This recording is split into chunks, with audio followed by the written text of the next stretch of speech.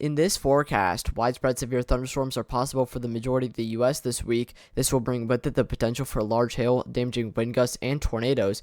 The heat will also begin to cool down with a much-needed push from the north, relieving the plains of temperatures in the 90s. Everything you need to know on Project Gladiator. Hello everyone, and welcome back to another Project Gladiator Weekly Overlook, and today I'll be covering the weather for the week of April 14th until around April 21st. So let's start off with our Jetstream pattern and how that's going to lead to our weather for this week.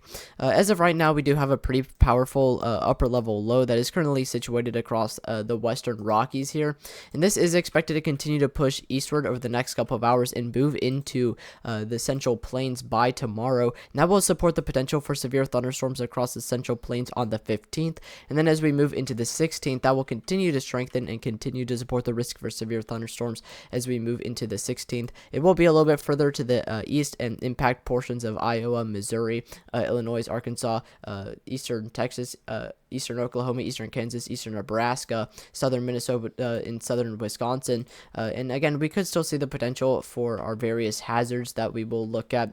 And then into the 17th, this is going to be when the risk for severe thunderstorms is going to begin to wind down, but we could still see the potential for some severe thunderstorms across portions of southern Indiana, southern Ohio, northern Tennessee, and central Kentucky. And then into the 18th, we are expected to see our subtropical jet strengthen out of the south here, and that's going to support some agitation to support the risk for some lingering severe thunderstorms across the southern half of the United States. The overall risk for severe thunderstorms in the south there will definitely be much lower compared to Monday and Tuesday, but we could still see some severe thunderstorms get going, and that will continue for the rest of this week. And then into the 18th, we are expected to see a upper level jet here that is going to strengthen out of the west, and that's going to support a stationary front that's going to just kind of linger across the central plains into the Midwest, and that's going to support some agitation that may be able to support the potential for some severe thunderstorms, but overall it's going to be more of a rain risk.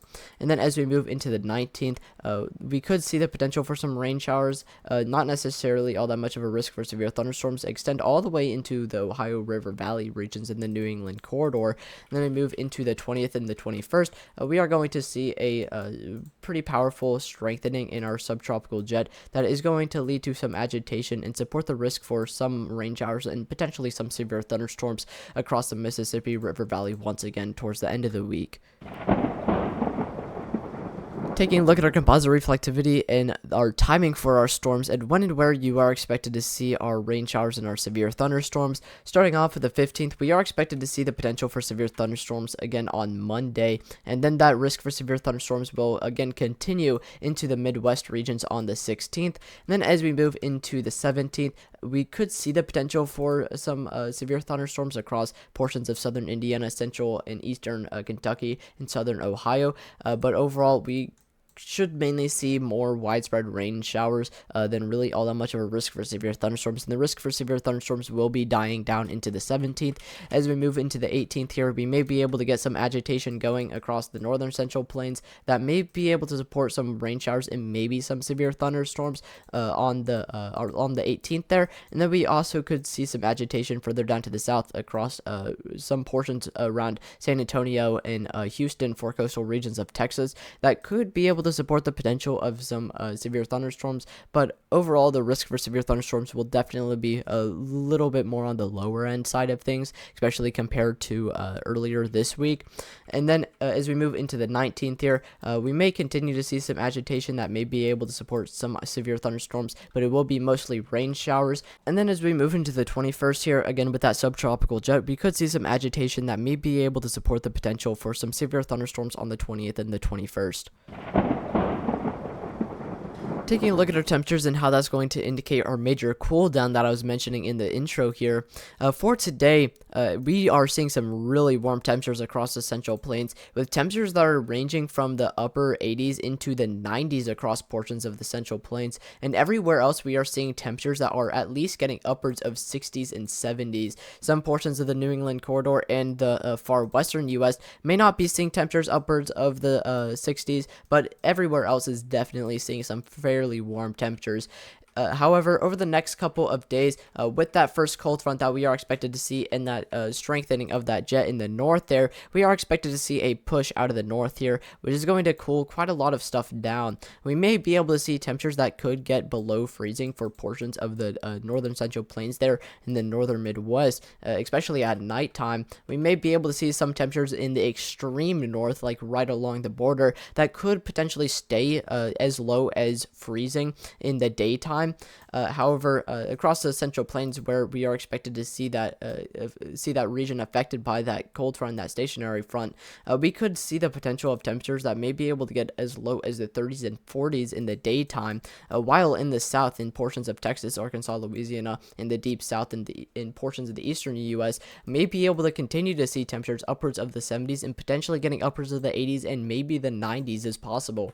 And then as we move into the end of the week, we are expected to continue to see that push slowly work its way to the south here, and we could see some temperatures that may be able to get as low as the 40s and the 50s as far south as portions of central Tennessee, northern Arkansas, and northern Oklahoma. However, the far south is going to stay pretty warm, with temperatures that could continue to get upwards of the 80s and maybe even the 90s are definitely possible.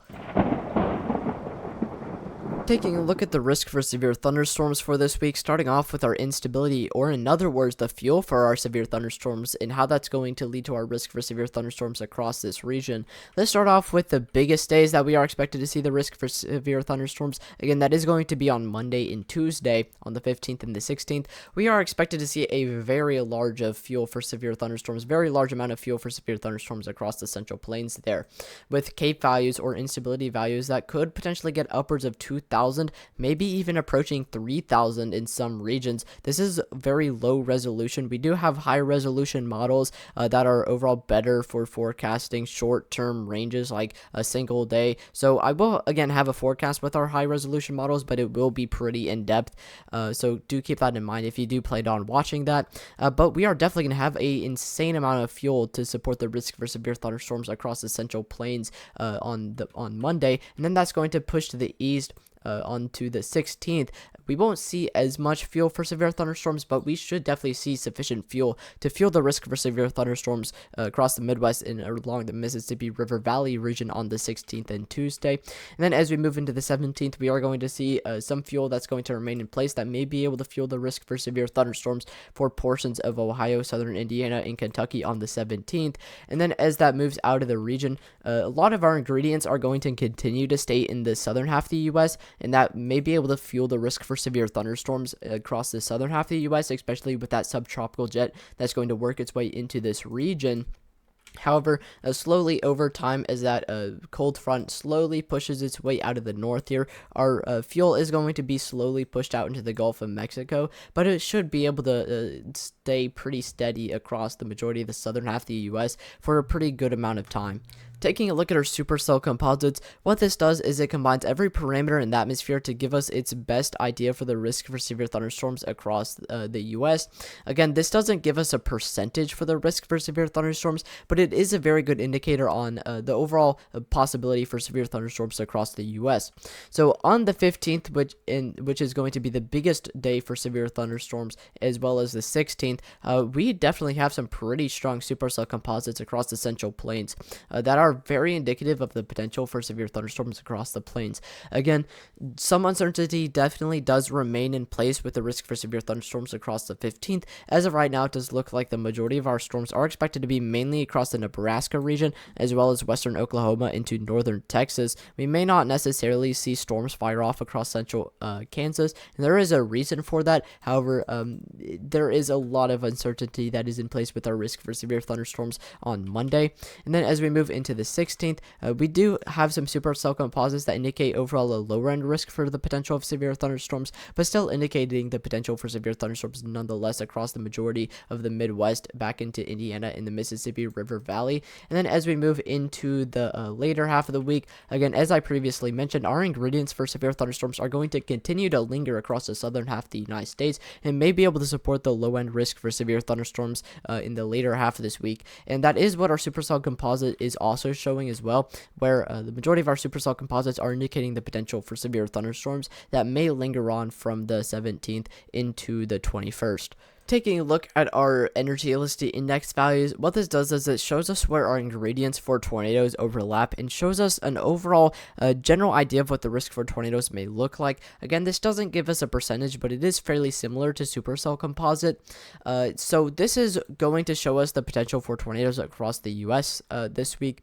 Starting with the 15th on Monday, this is potentially going to be the biggest day for severe thunderstorms and tornadoes that we may get, including the 16th, where the majority of our very strong instability and our strong shear, both very important ingredients for the potential of tornadic development, is going to be in places mainly across the central plains. But again, that uncertainty does remain in place with the overall risk for severe thunderstorms. Currently, the SPC does have this at a 5% tornado risk, but we will look at the SPC's graphics later. And then as we move into the 16th, we are going to see potentially an overall lower end risk for the potential of tornadoes that overall isn't really all that certain. We are expected to see less instability and less fuel for severe thunderstorms, but our other ingredient, our shear, is definitely going to be pretty strong across this region, so it could potentially balance out our risk for severe thunderstorms. And sorry about my dog in the background, but we could still see the potential of tornadoes on the 15th as well as the 16th. And then as we move into the 17th, our energy elasticity index values are indicating the potential for tornadoes for that region I was talking about across Ohio, Indiana, and Kentucky.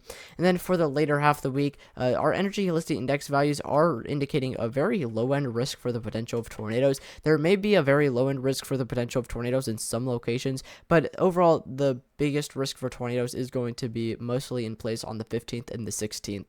Taking a look at what the SPC currently has highlighted for the risk for severe thunderstorms upcoming, for today, as the time I am recording this, we do have an enhanced risk for Pennsylvania into eastern Ohio, where we do have some severe thunderstorms that are currently ongoing.